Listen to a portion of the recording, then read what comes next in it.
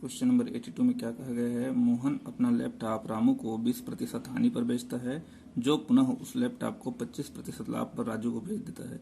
उस लैपटॉप में कुछ खराबी पाए जाने पर राजू उसको वापस रामू को प्रत्येक 5 रुपए के लिए 4.5 रुपए की दर से वापस करता है।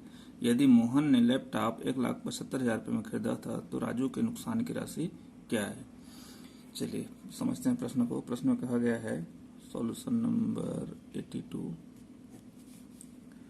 मोहन जो है अपना लैपटॉप किसको बेचता है, रामू को, किस दर पर, 20% की हानि पर। और रामू जो है अपना लैपटॉप किसको बेचता है, राजू को, किस दर पर, 25% के लाभ पर।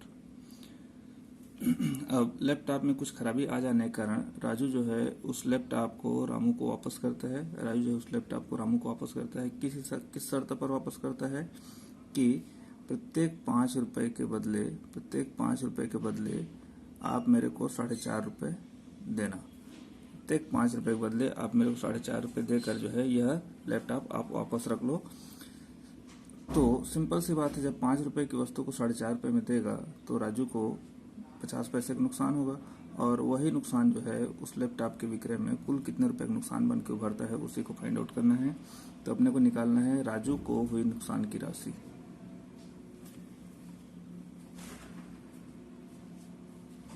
राजू को हुई नुकसान की राशि। चलिए आते हैं प्रश्न पर। प्रश्न में क्या कहा गया है, मोहन जो है उस लैपटॉप को कितने में खरीदता है, 1,75,000। 1,75,000 इसको किसको बेचा, रामू को, किस दर पर, 20% की हानि पर। तो क्या करेंगे, 1,75,000 का डायरेक्ट हम निकालेंगे 80%। इसको हल करेंगे तो कितना आएगा, 1,40,000। अब रामू जो है इस वस्तु को किसको बेचता है, राजू को, किस दर पर, 25% के लाभ पर। तो हम क्या करेंगे, 1,40,000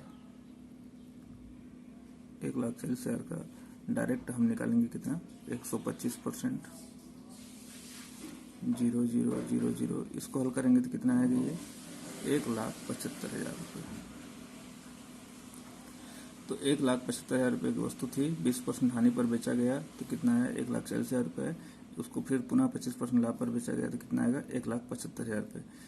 इस प्रकार यहाँ पर आपको यह ध्यान देना है कि अगर किसी वस्तु की कीमत में पहले 20% घटाओ फिर पुनः जो है 25% बढ़ाओ तो शुरुआती जो मान रहता है वही मान अंततः प्राप्त होता है। अगर ये याद है तो आपको इतना सारा कैलकुलेशन करने से बच जाओगे। चलिए अब आगे बढ़ते हैं कि राजू जो है इस लैपटॉप को रामू को देता है कितने में, 1,75,000 में। रामू को देता है कितने में, 1,75,000 में। और शर्त क्या रखता है कि प्रत्येक 5 रुपए के लिए जो है उसको कितना चाहिए, 4.5 रुपए। तो पहले पता करते हैं कि 1,75,000 में कितने 5 रुपए के सिक्के हैं या नोट हैं। तो कैसे पता चलेगा, 5 से भाग देने पर पता चलेगा। 1,75,000 को जो है 5 से भाग दे दीजिए। तो अब इसको आगे हल करेंगे तो ये कितना आएगा, 5 तिया 15 और 5 पचे 25, 5 शून्य 35,000। इसका मतलब क्या है कि इस 1,75,000 में 5 रुपए के सिक्के या 5 रुपए के नोट कितने हैं, 35,000 नोट हैं। और एक नोट पे या एक सिक्के में जो है कितना पैसा कम हो जा रहा है, 50 पैसा कम हो जा रहा है। 50 पैसा कम मतलब आधा रुपये कम, आधा रुपये मतलब 1/2। तो एक सिक्के में जो है आधा रुपये कम हो जा रहा है। तो 35,000 सिक्के में कितना रुपये कम होगा, गुणा 1/2 कर देंगे तो कितना निकल जाएगी, 17,500 रुपये। तो इतने रुपए का जो है नुकसान हुआ। इतने रुपए का नुकसान हुआ किसको, राजू को। चलिए इस चीज को जो है मैं छोटा सा एग्जाम्पल समझाता हूँ। मान लिया जाए